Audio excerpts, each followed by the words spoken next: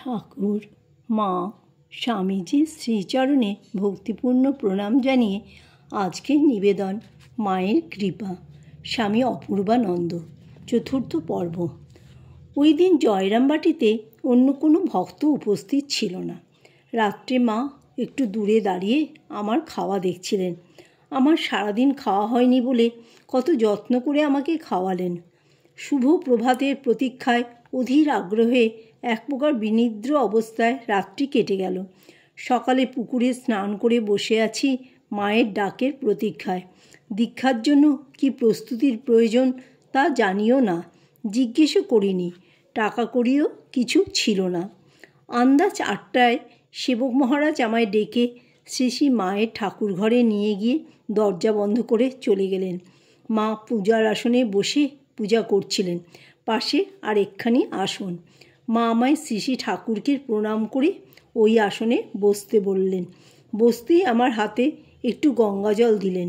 সর্বাঙ্গে গঙ্গাজল ছিটিয়ে আমার মাথায় ও গায়ে হাত বুলিয়ে দিলেন। মায়ের স্পর্শে রোমাঞ্চ হতে লাগলো। এক অব্যক্ত অনির্বচনীয় আনন্দে ভরে গেল অন্তর। মা খানিকক্ষণ চোখ বুজে বসে থেকে আমাকে জিজ্ঞাসা করলেন, ঠাকুরকে তোমার ভালো লাগে? আমি সম্মতি জানাতেই 3 বার একটি মন্ত্র উচ্চারণ করে পরে আমাকেও সঙ্গে সঙ্গে তা উচ্চারণ করতে বললেন। সঙ্গে সঙ্গে হঠাৎ পাশের দেয়ালের দিকে হাত বাড়িয়ে বললেন, এই তোমার ইষ্ট। সঙ্গে সঙ্গে অধিকটা চোখ ঝলসানো উজ্জ্বল আলোকে উদ্ভাসিত হয়ে উঠল এবং তাতে ভেসে উঠল একটি দেবী মূর্তি, জীবন্ত ও জ্যোতির্ময়ী। আমার দিকে সস্নেহে চেয়ে আছেন। চকিতে কী যেন হয়ে গেল। আমি আত্মবিস্মৃত ও বিহ্বল হয়ে গেলাম। কয়েক সেকেন্ড মাত্র। মায়ের মূর্তিও তখন অন্যরকম। একটু পরেই মা সস্নেহে বললেন, বাবা, ভয় হয়েছিল কি? আমি চুপ করে রইলাম, মাথা নিচু করে। জবাব দেবার শক্তি ছিল না। তারপর মা আমার ডান হাতটি ধরে প্রত্যেকটি কর স্পর্শ করে জপের পদ্ধতি দেখিয়ে দিলেন। মা কথা বলছিলেন, কিন্তু আমি যেন কেমন হয়ে গিয়েছিলাম। মা বারবার কর স্পর্শ করে মন্ত্র উচ্চারণ করতে করতে জপ করা দেখাতে লাগলেন। আমাকেও সঙ্গে সঙ্গে মন্ত্র উচ্চারণ করতে বললেন। তাই করলাম। তারপর মা ঠাকুরের পটমূর্তি দেখিয়ে বললেন, ঠাকুরকে প্রণাম করো। ইনিই তোমার ইষ্ট, ইনিই গুরু, তোমার ইহকাল পরকাল সর্বস্ব। ঠাকুরই সর্ব, দেবদেবী স্বরূপ। আমি ঠাকুরকে প্রণাম করে মাকেও প্রণাম করলাম। তারপর তিনি কত জপ করতে হবে তা বললেন এবং ধ্যান সম্বন্ধে নানা উপদেশ দিলেন। মা যে কী বা কে তা তখন বুঝতে পারিনি। এখনও কিছুই বুঝি না, কিন্তু তখন মনে হয়েছিল তিনি ইচ্ছামাত্র ঈশ্বর দর্শন করিয়ে দিতে পারেন। মায়ের পূজার আসনের পাশেই 2টি ফল ছিল। তা হাতে নিয়ে তিনি বললেন, ফলগুলি আমার হাতে দাও। আমি তাই করলাম। ওই বোধহয় গুরুদক্ষিণা। আমি কিছু সঙ্গে নিয়ে যাইনি, টাকা কড়ি বা ফলমূল কিছুই না। আমার সারা শরীর কাঁপছিল। মাকে পুনরায় প্রণাম করলাম। তাকে এত কাছে পেয়ে খুব আনন্দ হচ্ছিল, খুব ভালো লাগছিল। মা সস্নেহে বললেন, এখন ঘরে গিয়ে বসে যেমনটি দেখিয়ে দিলাম তেমনিভাবে একটু জপ করো, তারপর জল খাবে। বিকালে আবার মায়ের কাছে গিয়েছি।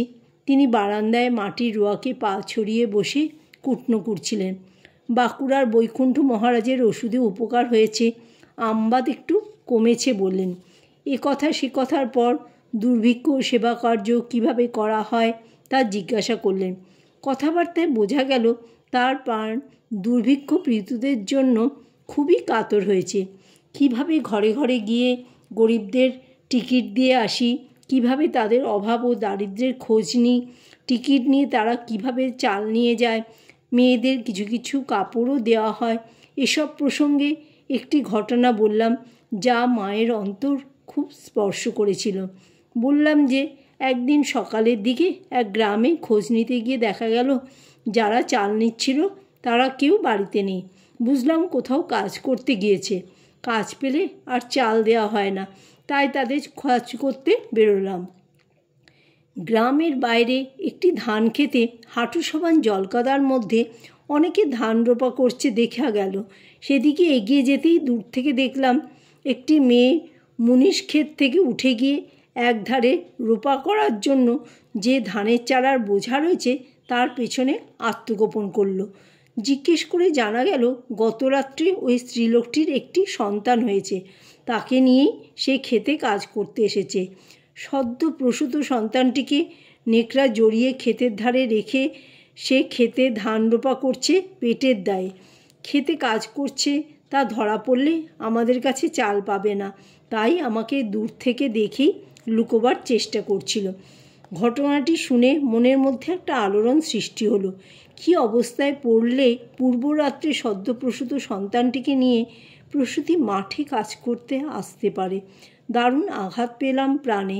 আমি শুধু ওই কামিনীর কাছে গিয়ে রুদ্ধকণ্ঠে বললাম, না মা, তোমার চাল কাটবো না। তাতেই সে একটু সাহস করে দাঁড়িয়ে হাত জোর করে বলল, বাবু, বড্ড কষ্টে পড়েছি, তাই খেতে কাজ করতে এসেছি।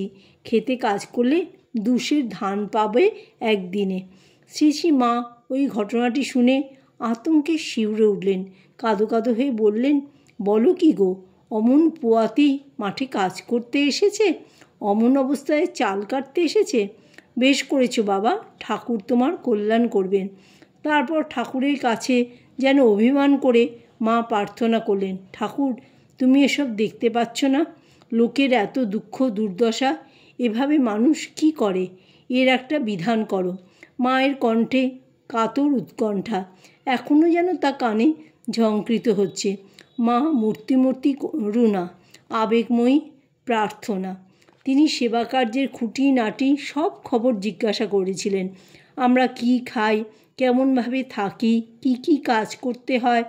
আমি বললাম, একদিন গ্রামান্তরে কাজকর্ম পর্যবেক্ষণ করতে গিয়েছি।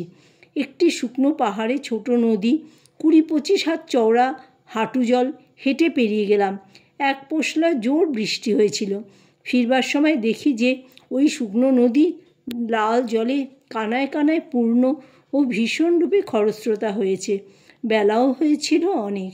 নদী পার হওয়ার উপায়ন্তর না দেখে গায়ের জামাকাপড় খুলে মাথায় জড়িয়ে এক হাতে ছাতাটি ধরে কৌপিন পরা অবস্থায় নদীতে ঝাঁপে পড়লাম এবং এক হাতে সাঁতার কাটতে কাটতে স্রোতে ভেসে কোনো প্রকারে পরপারে এলাম।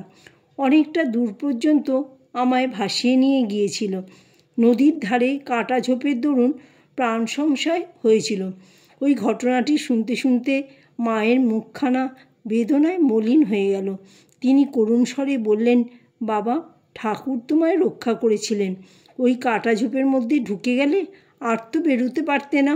অমনটি আর কখনো করো না বাবা। আমার সব দুঃখ বেদনা মা অন্তরে অনুভব করেছিলেন। তার মাতৃহৃদয় উদ্বেল হয়ে উঠেছিল সন্তানের দুঃখে। এখনও বিপদে আপদে মায়ের ওই সাবধানবাণী প্রাণে বল দেয়। জয় ঠাকুর, জয় মা, জয় স্বামীজি।